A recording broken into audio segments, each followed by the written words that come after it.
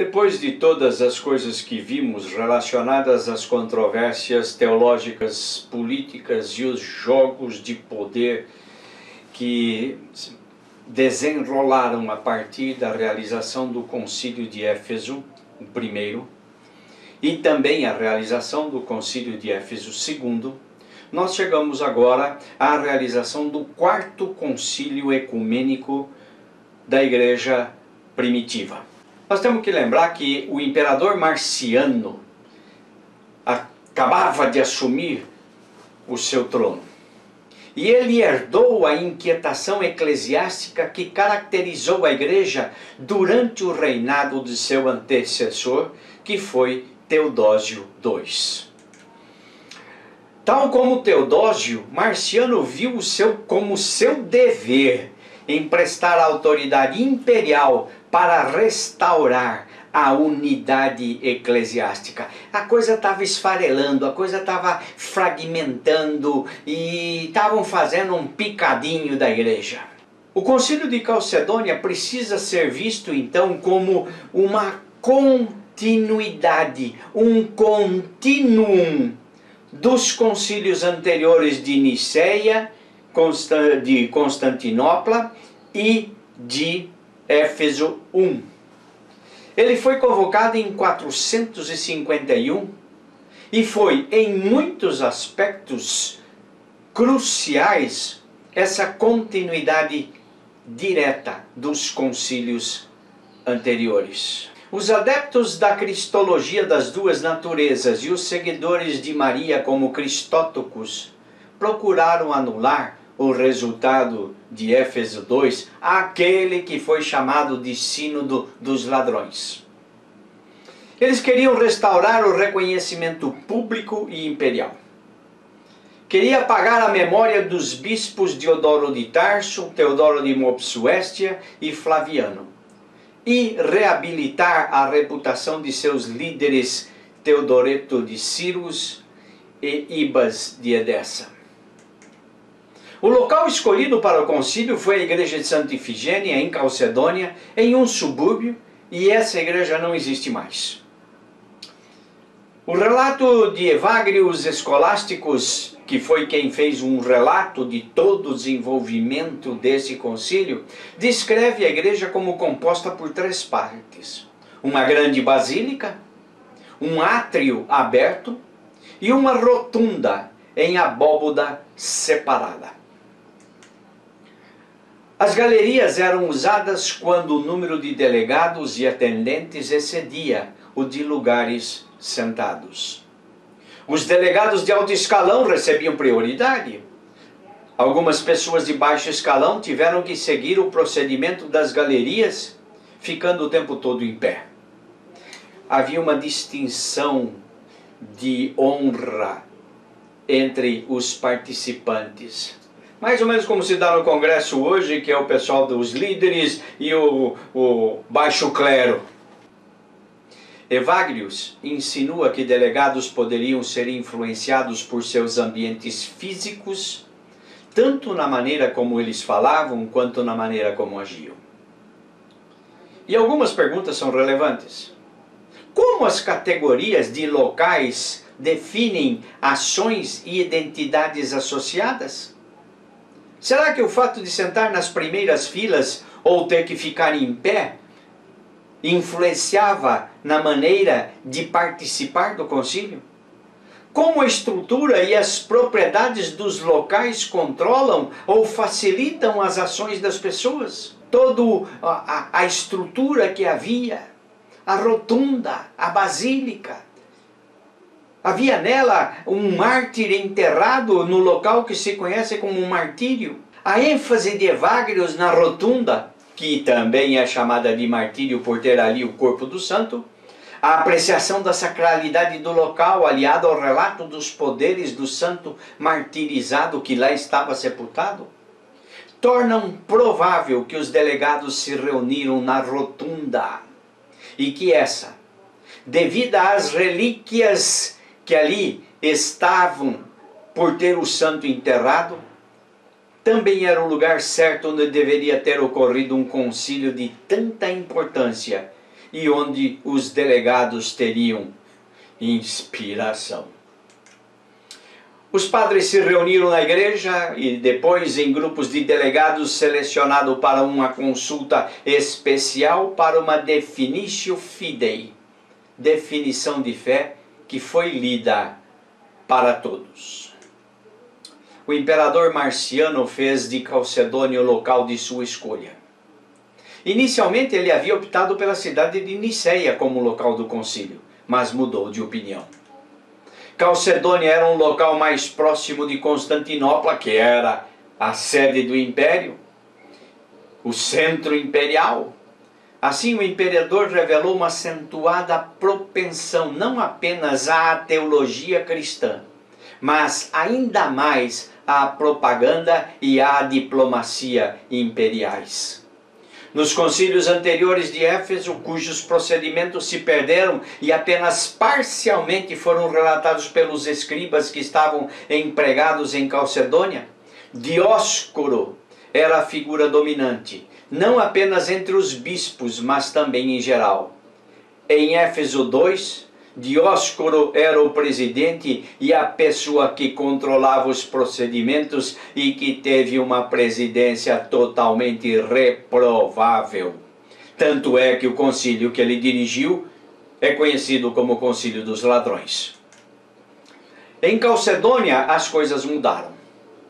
O controle sobre os procedimentos foi confiado às mãos de um oficial imperial, Anatólios. A superioridade da administração imperial e a simbiose entre a igreja e o império veio à tona de maneira mais ostensiva e teatral. A primeira sessão se iniciou com um debate acalorado entre as partes rivais, representado pelas sedes de Antioquia e Alexandria, e examinou os procedimentos de Éfeso 2 e também para rever as medidas que haviam sido tomadas. A segunda sessão teve a tarefa de formular uma nova declaração de fé. E essa declaração foi confiada a um comitê de figuras eclesiásticas. Os 12 capítulos de Cirilo e o tomo de Leão, ignorados em Éfeso 2, foram lidos em voz alta. Perceba como Calcedônia é uma tentativa de recuperar o que foi feito de estrago no concílio de Éfeso 2, o concílio dos ladrões.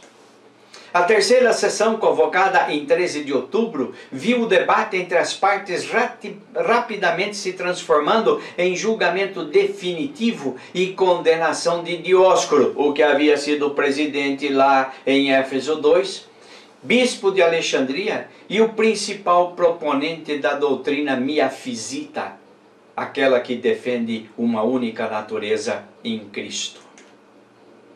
Na quarta sessão, o tomo de Leão, que nem havia sido considerado em Éfeso 2, foi aclamado como fiel à doutrina de Niceia e foram apresentadas também várias petições individuais. Na quinta sessão, a nova declaração de fé foi debatida, modificada e aprovada pelos delegados. Na sexta, e aqui é importante notar, a sessão recebeu o imperador Marciano e a imperatriz Pulquéria.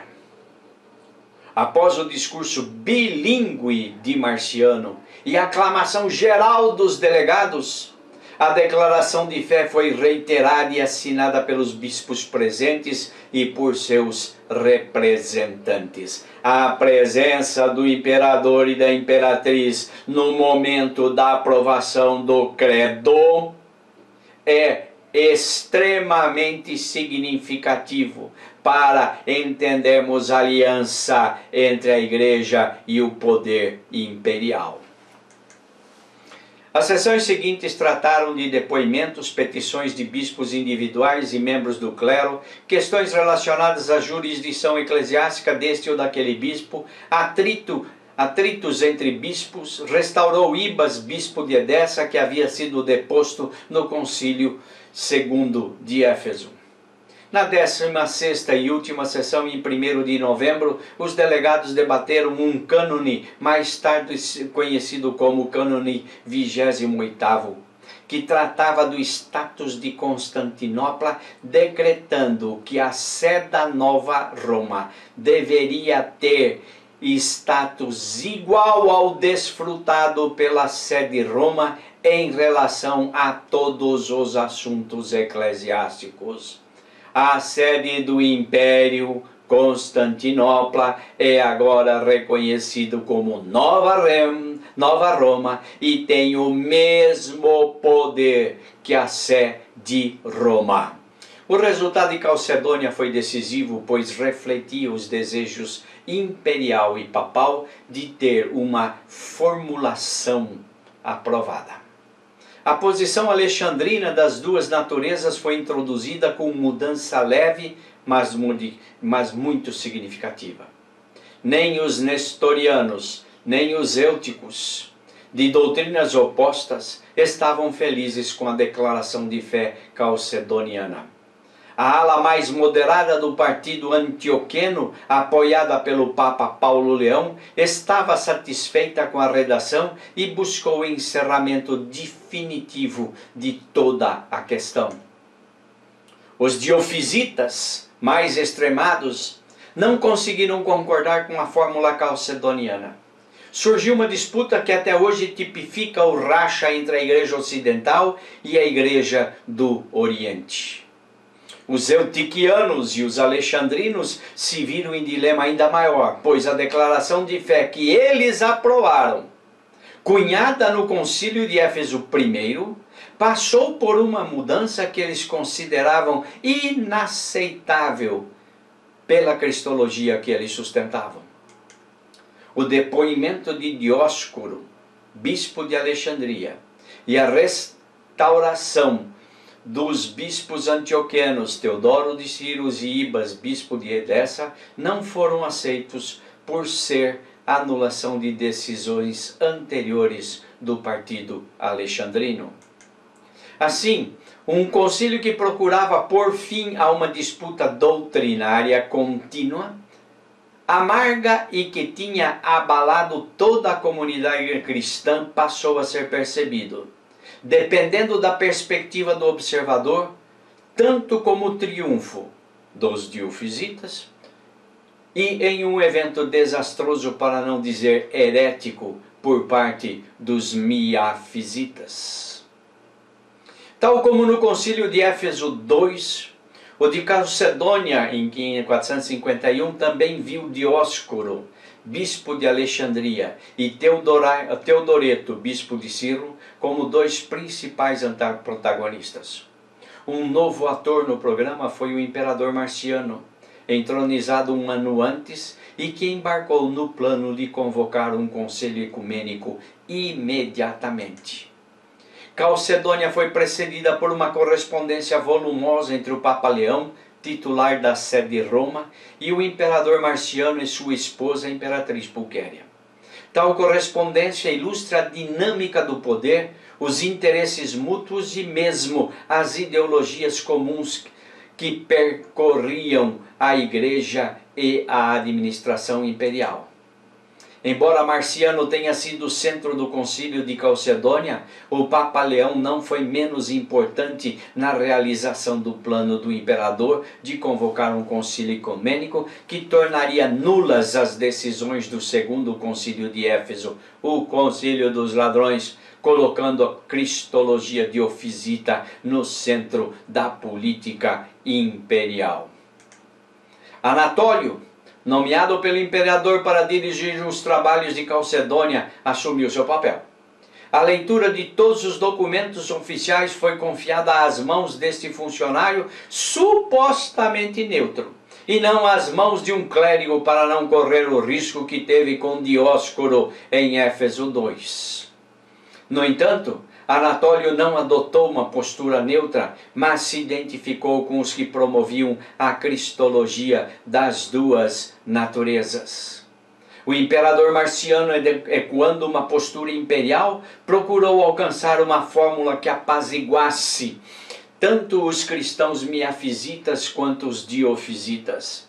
A declaração de fé aprovada e aclamada em Calcedônia foi uma reinterpretação e refinamento da declaração de Constantinopla em 381. Esta declaração de fé foi endossada pelo imperador Marciano e sua comitiva. Ela visava um compromisso porque desaprovava os extremos dos ensinamentos eutiquiano e nestoriano.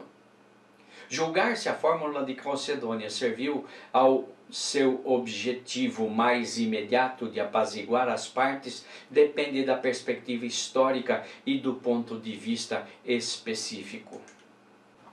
Um concílio que quis ser apaziguador e que promoveu discórdia. Um concílio que queria trazer o consenso para que todas as igrejas dissessem: assim pensamos, e não conseguiu. Como consequência do concílio de Calcedônia, há muitas coisas que nós precisamos entender para entender a igreja nos dias de hoje. Que Deus nos dê sabedoria e paciência para entender todos esses momentos vividos pela igreja primitiva. Que Deus nos abençoe.